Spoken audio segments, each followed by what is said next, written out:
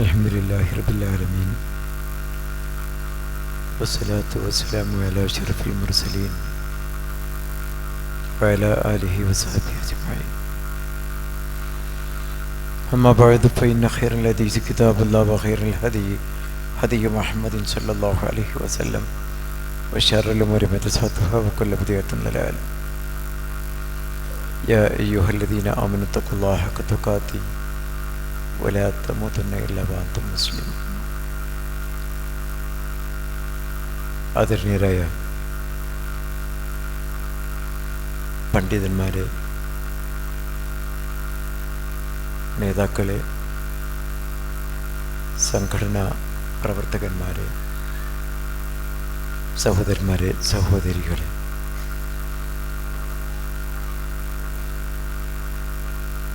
ഇന്ന്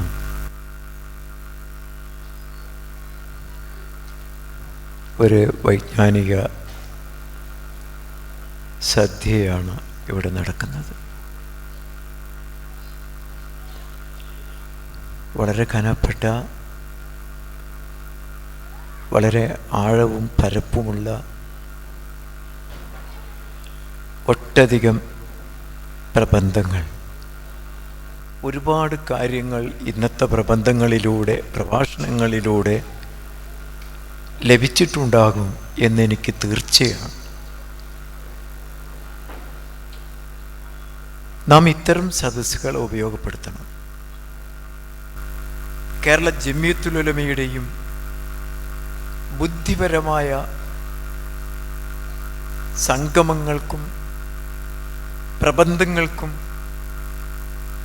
അത് വരുത്തിയ ചിന്താ വിപ്ലവങ്ങൾക്കുമെല്ലാം പലപ്പോഴും തുടർച്ച നഷ്ടപ്പെട്ടിട്ടുണ്ട്.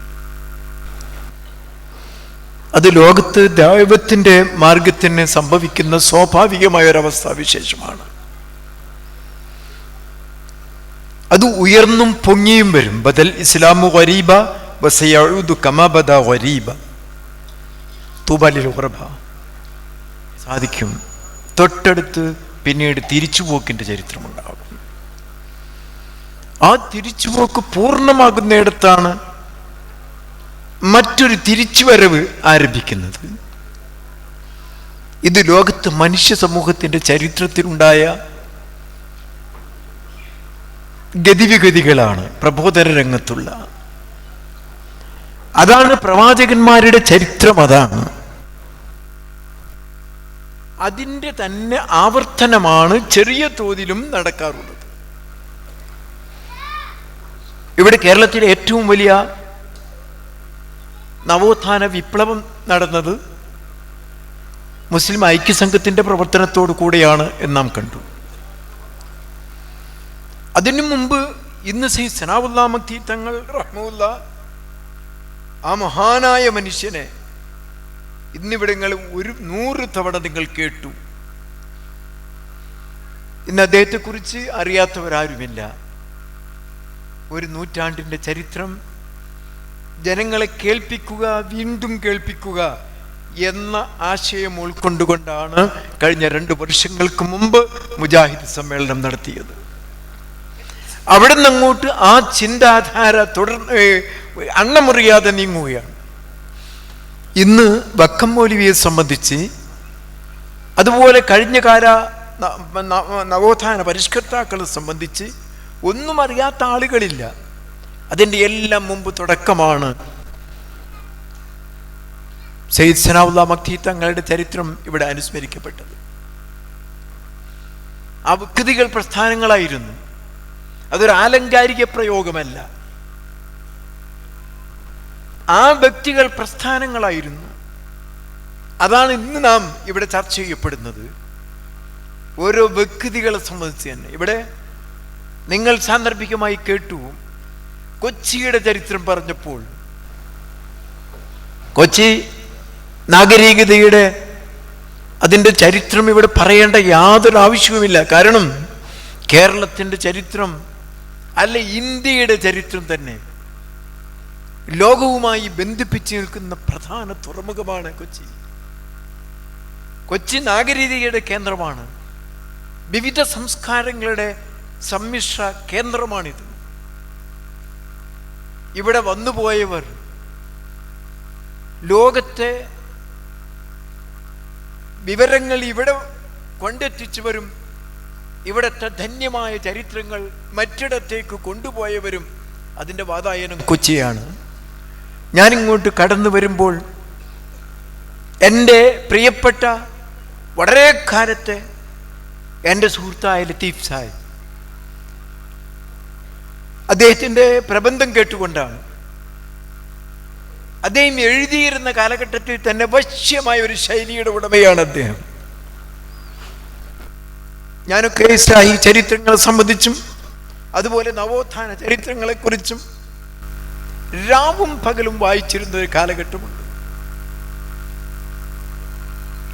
രാവും പകലും വായിച്ചുകൊണ്ട് ഉറങ്ങുക, വായിച്ചുകൊണ്ട് തന്നെ എഴുന്നേറ്റ് വായനയിലേക്ക് പോവുക എന്ന ഒരു സ്വഭാവം അന്നത്തെ തലമുറയിൽ ഞങ്ങൾക്ക് പലർക്കും ഉണ്ടായിരുന്നു. ഞാൻ ലത്തീഫ് സാഹിബിൻ്റെ ആ പ്രബന്ധങ്ങൾ കേട്ടു. കൊച്ചിയിലെ നവോത്ഥാനത്തെ സംബന്ധിച്ച് ഇവിടുത്തെ കച്ച്മേമൻ സമൂഹത്തിൻ്റെ അവര് ഇതിന് നൽകിയ സംഭാവനകളെ കുറിച്ച് ഞാനെല്ലാം ഇസ്ലാഹി പ്രസ്ഥാന പ്രവർത്തന രംഗത്തേക്ക് കടന്നു വരുമ്പോൾ ഏറെക്കുറെ സജീവമായ സാലെ മുഹമ്മദ് സേഠിന്റെ ചരിത്ര കാലഘട്ടമാണ്. അന്ന് KNM അറിയുന്ന KNMന്റെ സംസ്ഥാന പ്രസിഡന്റ്, അതൊക്കെ എന്തൊരു തരത്തിലുള്ള ബഹുമാനത്തോടെ ആദരവോടു കൂടെയായിരുന്നു ആ വ്യക്തികൾ നമ്മൾ കണ്ടിരുന്നത്. അദ്ദേഹം സത്യത്തിൽ KNM പ്രസ്ഥാനത്തിന് ഒരു ബോട്ട്, അത് ഇവിടെ അനുസ്മരിച്ചു എന്ന് അറിഞ്ഞുകൂടാ, ഒരു ബോട്ട് വാങ്ങി അതിൻ്റെ വരുമാനമുണ്ടാക്കിയ ഒരു കാലം. ഞങ്ങളൊക്കെ എന്തൊരു അഭിമാനത്തോടു കൂടെ ആ കാര്യങ്ങൾ പറഞ്ഞിരുന്നു എന്നത് ചെറുപ്പകാലത്ത് ഓർമ്മകളായി നിൽക്കുകയാണ്, യുവാക്കളായിരുന്ന കാലഘട്ടം. അനന്തരമുള്ള ബന്ധം നേരത്തെ ഇവിടെ പറഞ്ഞ ബാബു സേഠിന്റെ പിതാവുമായും ആ കുടുംബവുമായുള്ള ബന്ധങ്ങൾ, മറ്റു കാര്യങ്ങളൊക്കെ ഞാൻ ഓർത്തു. ആ സന്ദർഭത്തിലാണ് എനിക്ക് തോന്നുന്നു 56 ഒരു 56-55 കാലഘട്ടത്തിൽ, വളരെ ചുരുങ്ങിയ ചെറിയ പ്രായത്തിൽ ഞാനിവിടെ ചെമ്പിട്ടപള്ളിയിൽ വന്നിരുന്നു. കൊച്ചി ഞാൻ ഓർക്കുകയാണ്. കൊച്ചിയിലെ ചെമ്പിട്ടപള്ളിയിൽ അവിടെ ഒരു മുത്തഅല്ലിമായി ചേരാൻ വന്നിരുന്നു. ഒരു പ്രത്യേക സാഹചര്യത്തിലാണ്. പക്ഷേ 3 ദിവസങ്ങൾ മാത്രം അവിടെ നിൽക്കുകയും അവിടെ നിന്ന് തിരിച്ചു പോവുകയും ചെയ്തു. പഴയ നിലക്കാണെങ്കിലും ഒരു വിജ്ഞാന കേന്ദ്രമായിരുന്നു യഥാർത്ഥത്തിൽ. ആ സ്ഥലത്തേക്ക് പിന്നീട് പോകുന്നത് ഉമർ മൗലവിയുടെ നവോത്ഥാന പ്രവർത്തനങ്ങളുമായിട്ടാണ്. അദ്ദേഹത്തിൻ്റെ ഏറ്റവും ശക്തമായ പ്രവർത്തന കേന്ദ്രമായ ഇതിന് ശേഷമാണ് പിന്നീട് ആ ഭാഗങ്ങളിലേക്ക് പോകുന്നത്. അതുപോലെ വളരെ ചുരുങ്ങിയ ഒരാഴ്ചക്കാലം കപ്പലണ്ടിമുക്കിലെ മുജാഹിദ് ഹൈസ്കൂളിൽ അവിടെ വെറും സാങ്കേതികമായി മാത്രം ഒരു അധ്യാപകനായി കടന്നു വരികയും അവിടെ നിന്ന് ഒരാഴ്ച കൊണ്ട് തിരിച്ചു പോവുകയും പകരം എൻ്റെ സ്നേഹിതനായ KSK തങ്ങളെ ഞാൻ ആ സ്കൂളിൽ അധ്യാപകനായി, അന്നത്തെ മാനേജർ, അതുപോലെ നമ്മുടെ പ്രസ്ഥാനത്തിന് നേതൃത്വം വഹിച്ചിരുന്ന മൊയ്തീൻ സാഹിബ്, അക്ബർ ഭാഷ തുടങ്ങിയിട്ടുള്ള ആ വ്യക്തമായി ഞാൻ ഓർക്കുന്ന, ചെറിയ തെറ്റുകൾ ഉണ്ടാവാം, ഞാൻ ഓർക്കുന്നു ആ ആളുകളെ കണ്ട കൊച്ചിയിൽ വന്ന് ഒരാഴ്ച താമസിച്ചത്. അനന്തരം പലപ്പോഴും ഇവിടെ KSKയുടെ കൂടെ വന്നിട്ടുണ്ട്. പക്ഷെ ഈ കൊച്ചിയുടെ ചരിത്രം ഇന്ന് നമ്മുടെ മുജാഹിദ് പ്രവർത്തകന്മാർക്ക് അറിഞ്ഞുകൂടാ. അത് കേട്ട് ഞാൻ വന്നു. അനന്തരം പിന്നീട് കേട്ട് ഞാൻ ഇവിടെ കുറച്ചു നേരം ഇസ്ലാമിക് സെമിനാറിൽ ഇരുന്നത് കൊണ്ടാണ് ഞാൻ പറയുന്നത്, എല്ലാ ഒരു സദസ്സ് പോലെ നിങ്ങൾ ഇതിനെ കാണരുത്. ഇതൊരു പഠനത്തിനുള്ള ഒരു പ്രോത്സാഹനമായി അതിനെ നിങ്ങൾ എടുക്കണം. പിന്നീട് ഇവിടെ നടന്ന പ്രബന്ധങ്ങൾ, ഒട്ടധികം പ്രബന്ധങ്ങൾ ഇവിടെ വളരെ ഗാനമായി അനുഭവത്തിലൂടെ ഇവിടെ അവതരിപ്പിക്കുകയുണ്ടായി. ഭൗതികമായ വിദ്യാഭ്യാസം നേടിയ ആളുകൾ മതപരമായ വിദ്യാഭ്യാസത്തോട് പുറംതിരിഞ്ഞു നിൽക്കുന്നവരോ നേരിട്ട് യുദ്ധം ചെയ്യുന്നവരോ ആണ് എന്ന ഒരു സങ്കല്പം ആ കാലഘട്ടത്തിൽ ഉണ്ടായിരുന്നു. രണ്ടും രണ്ട് ധ്രുവങ്ങളിലേക്കായിരുന്നു, രണ്ടും അകലങ്ങളിലേക്കായിരുന്നു. ഒത്തുചേരുന്ന രംഗങ്ങളില്ല, ഏറ്റുമുട്ടുന്ന രംഗങ്ങളായിരുന്നു ഉണ്ടായിരുന്നത്. അതിന് മാറ്റം വന്നത്, ഒരു വലിയ ചിന്താപരമായ മാറ്റം വന്നത് ഇസ്ലാമിക് സെമിനാറിന്റെ ചിന്തകൾ.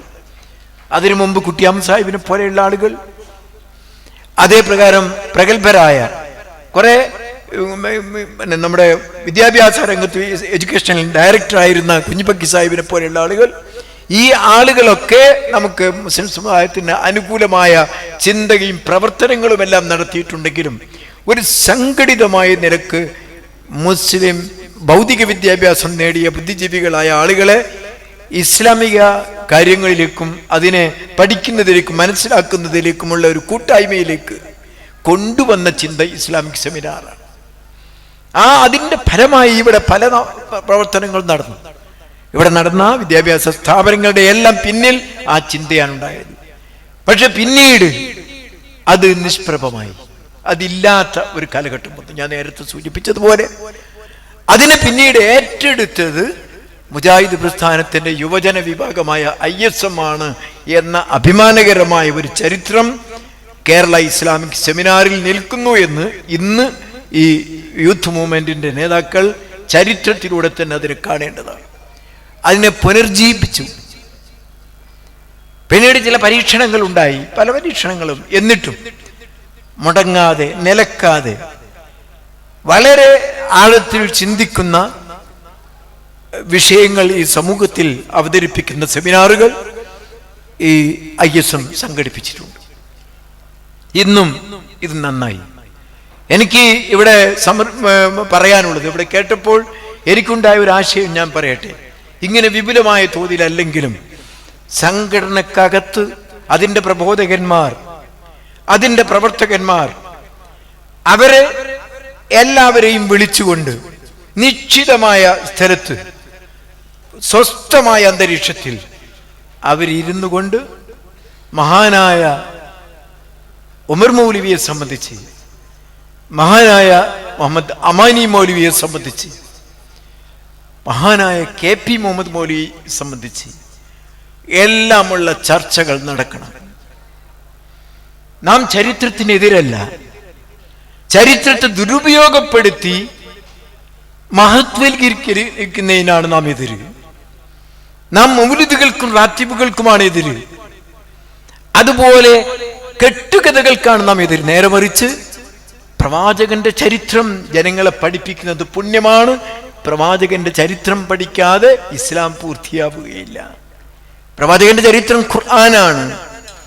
ഖുർആന്റെ അതിൻ്റെ പ്രയോഗവൽക്കരണമാണ് പ്രവാചകന്റെ ജീവിതം. എങ്കിൽ പ്രവാചകനെ സംബന്ധിച്ച് പഠിക്കണ്ടേ? അതല്ലേ ഹദീസ്. സഹാബത്തിനെ സംബന്ധിച്ച് നാം പഠിച്ചില്ലേ? നമ്മുടെ കഴിഞ്ഞു പോയ പണ്ഡിതന്മാരെ സംബന്ധിച്ച് നാം പഠിക്കണം, മനസ്സിലാക്കണം. അമാനിമോലിയെ പോലെയുള്ള ഒരു മഹാപണ്ഡിതൻ നമ്മുടെ ഇടയിൽ വളർന്ന് ഇത്ര മഹത്തായ ഒരു ഖുർആൻ വിവരണം ഈ സമൂഹത്തിന് നൽകി. അതിൽ ഒതുങ്ങി അദ്ദേഹത്തെ പിന്നെ തിരിച്ചറിയാത്തൊരവസ്ഥയിലേക്ക് പോകാൻ പറ്റുമോ? നാം ആ കാര്യത്തിൽ ചിന്തിക്കേണ്ടതല്ലേ? ചികഞ്ഞ അദ്ദേഹത്തിന്റെ ചരിത്രങ്ങളെ കൊണ്ടുവരട്ടെ, ഓരോരുത്തരും പഠിക്കട്ടെ. ഇവിടെ പലരും ഇവിടെ പ്രബന്ധങ്ങൾ അവതരിപ്പിച്ചല്ലോ. എൻ്റെ പ്രിയപ്പെട്ട യുവാക്കളെ പ്രതിനിധീകരിച്ചുകൊണ്ടുള്ള കുട്ടികൾ ഇവിടെ, ചെറുപ്പക്കാർ ഇവിടെ അവതരിപ്പിച്ചു. അതുപോലെ തന്നെ അതിനെ തിരഞ്ഞെടുക്കുക നിങ്ങൾ. അമാനി മൗലവി ഇവിടെ ചരിത്രത്തിലൂടെ ജീവിക്കണം.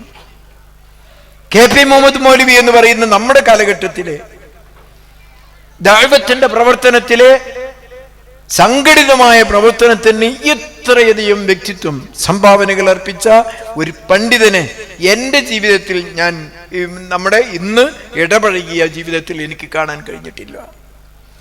ആദർശരംഗത്ത് ഉമർ മൗലവിയെ പോലെ, ഇവിടെ നേരത്തെ പറഞ്ഞല്ലോ, ഇവിടെ ഉമർ മൗലവി ഒരു വിഷയമാകണം. അതുപോലെ ഈടെ ജനിച്ചതും മരിച്ചതുമല്ല, ഖുർആനിന്റെ ചരിത്രം പോലെ. ഖുർആനിന്റെ ചരിത്രം ജനനവും മരണവുമല്ല, മക്ബറയല്ല, ഒന്നുമല്ല. അത് ആദർശ സംഘട്ടനമാണ്. തൗഹീദും ശിർക്കും തമ്മിലുള്ള സംഘട്ടനമാണ്. അതിന്റെ നിർണായക ഘട്ടങ്ങളാണ് ഖുർആൻ എടുത്തു പറഞ്ഞത്. പ്രവാചകന്റെ ദഅവത്തിന് ആശ്വാസം നൽകാനാണ് അത് എടുത്തു പറഞ്ഞത്. നമ്മുടെ ദഅവത്തിന് പ്രചോദനമുണ്ടാകാൻ, നമുക്ക് ക്ഷമയുണ്ടാകാൻ ആ മുൻഗാമികളായ പണ്ഡിതന്മാരെ കുറിച്ച് വിവരം നമുക്കുണ്ടാകണം. നാം അത് പറഞ്ഞു കൊടുക്കണം, നാം അത് ഓർമ്മിപ്പിക്കണം. ഇന്ന് നമ്മുടെ മഹാരഥന്മാരായ പണ്ഡിതന്മാരെല്ലാം പഠിച്ചും മനസ്സിലാക്കിയും കൈയൊഴിച്ച ഖുറാഫാത്തുകൾ ഇന്ന് അതിന് തെളിവുണ്ടാക്കുന്നവരായി നമ്മിൽ നിന്നുള്ള ചില ആളുകൾ അധപ്പതിച്ച വളരെ ദുഃഖകരമായ ഒരു പരിണാമം ഈ കാലഘട്ടത്തിൽ നടന്നതാണ്. ഞാൻ അതിലേക്ക് കടക്കുന്നില്ല. അത് അതിൻ്റെ സ്വാഭാവികമായ അതിൻ്റെ അന്ത്യത്തിലേക്ക് നീങ്ങിക്കൊണ്ടിരിക്കുകയാണ്. പക്ഷേ നാം ചിന്തിക്കണം, ഒരു വിടവ് നാം നൽകിയാൽ അതിലൂടെ കടന്നു വരുന്ന അപകടകരമായ അവസ്ഥ, ദംശനങ്ങൾ എന്തായിരിക്കുമെന്ന് നാം ഓർക്കണം. അതിന് ഇവരുടെ ചരിത്രങ്ങളെ പുനരുജ്ജീവിപ്പിക്കണം. ഇസ്ലാമിക് സെമിനാറിൽ എനിക്ക് എൻ്റെ യുവാക്കളോട് വളരെ പ്രാപ്തിയുള്ള, വളരെ ചിന്തിക്കുന്ന, ദഅവത്തിന്റെ രംഗത്ത് സജീവരായിട്ടുള്ള യുവാക്കളെ കൊണ്ട് അനുഗ്രഹീതമാണ് ഇന്ന് നമ്മുടെ പ്രസ്ഥാനം. അവർ ഈ രംഗത്ത് കൂടി ചിന്തിക്കണം. ഒരുപാട് മഹാന്മാരെ നിങ്ങൾ എടുത്തുദ്ധരിക്കുന്നു. കഴിഞ്ഞ കാലഘട്ടങ്ങൾ, നൂറ്റാണ്ടുകളിലുണ്ടായ പണ്ഡിതന്മാരെ നിങ്ങൾ എടുത്തുദ്ധരിക്കുന്നു.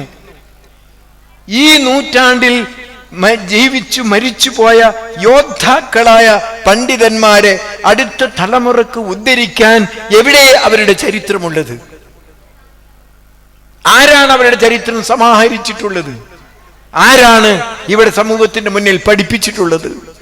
അത് വ്യക്തിപൂജയല്ല, അത് ഇസ്ലാമിന്റെ വൈജ്ഞാനിക രംഗത്തുള്ള ഒരു ശക്തമായ വിഭവമാണത്. ആ രംഗത്തേക്ക് ചെറുപ്പക്കാരുടെ ശ്രദ്ധ ഞാൻ ഈ സന്ദർഭത്തിൽ ക്ഷണിക്കുകയാണ്. നാം എല്ലാം കൈയൊഴിക്കുന്നത് പോലെ അറിയാതെ മൂല്യങ്ങളും കൈയൊഴിച്ചു പോകുന്നുണ്ട്. അത് ശരിയല്ല. ഈ ചരിത്രങ്ങൾ കുട്ടികൾ പഠിക്കണം, അടുത്ത തലമുറ പഠിക്കണം. ഇവർ വിസ്മരിക്കപ്പെട്ടു പോകരുത്. അതാണ് ഈ സന്ദർഭത്തിൽ എനിക്ക് പറയാനുള്ളത്. ഞാൻ എൻ്റെ വാക്കുകൾ അവസാനിപ്പിക്കുകയാണ്. ഇങ്ങനെയുള്ള സെമിനാറുകൾ, ചിന്താ സദസ്സുകൾ, എന്ത് പേര് നിങ്ങൾ കൊടുത്തോളൂ, അങ്ങനെയുള്ള സദസ്സുകൾ സൃഷ്ടിക്കപ്പെടണം. ആവേശത്തോടെ നാം ദഅവത്ത് നടത്തുന്ന പൊതു സദസ്സുകൾക്ക് കൂടാതെ അത് നിരന്തരമായി സമൂഹത്തിൽ ഉണ്ടാകണം.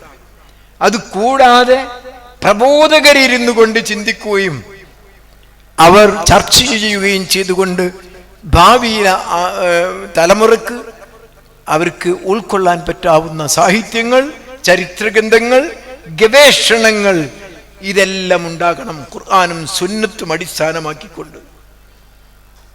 നമ്മുടെ ചിന്ത അവസാനിച്ചിട്ടില്ല, അത് തുടർന്നുകൊണ്ടേയിരിക്കുകയാണ്. ഒരു തലമുറ ചിന്തിച്ച് അവസാനിപ്പിച്ചിടത്ത് നിന്നാണ് പുതിയ തലമുറ ചിന്തയുടെ ആരംഭം കുറിക്കുന്നത്. അതൊരു തുടർ പ്രക്രിയയാണ്.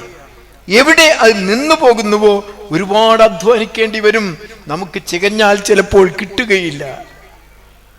അവിടെ പല പല വേണ്ടായ്മകളും കുന്നുകൂടി അത് മറഞ്ഞു പോയിട്ടുണ്ടാകും. അതിന് നമ്മൾ എടുക്കണം.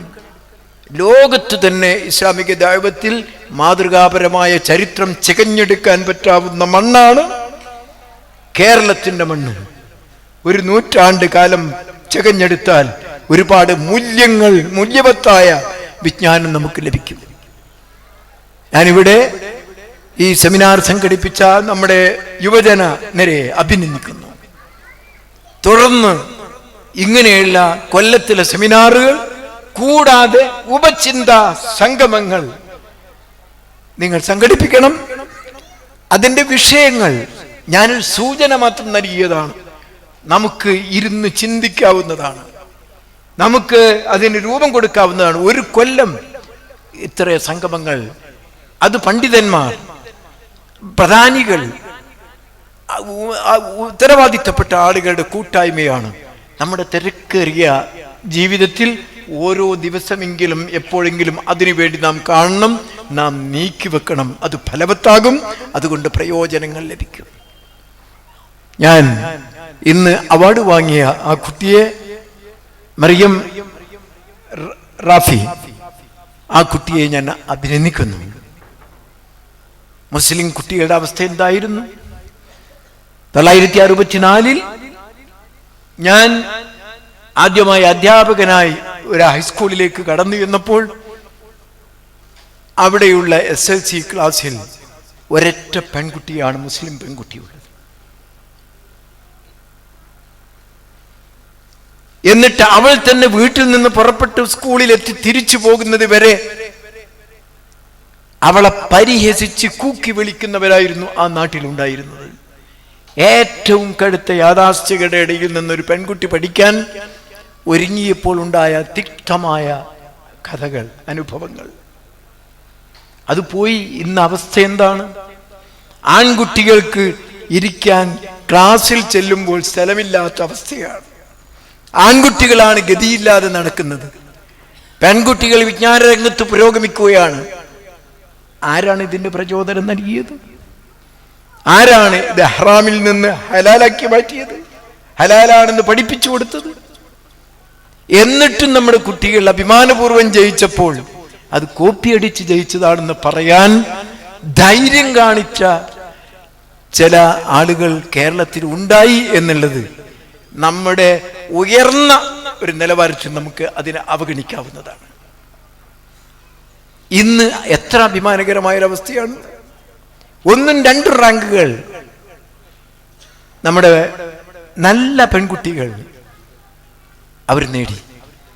ഞാൻ ഈ കൂട്ടത്തിൽ അവരെ ആത്മാർത്ഥമായി അഭിനന്ദിക്കുകയും അല്ലാഹു തആല ഒരു ഹൈറായ ഒരു നല്ല ഭാവി അവരുടെ ജീവിതത്തിൽ നൽകുകയും ചെയ്യുമാറാകട്ടെ എന്ന് പ്രാർത്ഥിക്കുകയും ചെയ്തുകൊണ്ട് ഞാൻ എൻ്റെ വാക്കുകൾ അവസാനിപ്പിക്കുന്നു. വആഖിറു ദഅവാനാ അൽഹംദുലില്ലാഹി റബ്ബിൽ ആലമീൻ. അസ്സലാമു അലൈക്കും വറഹ്മത്തുള്ളാഹി വബറകാതുഹു.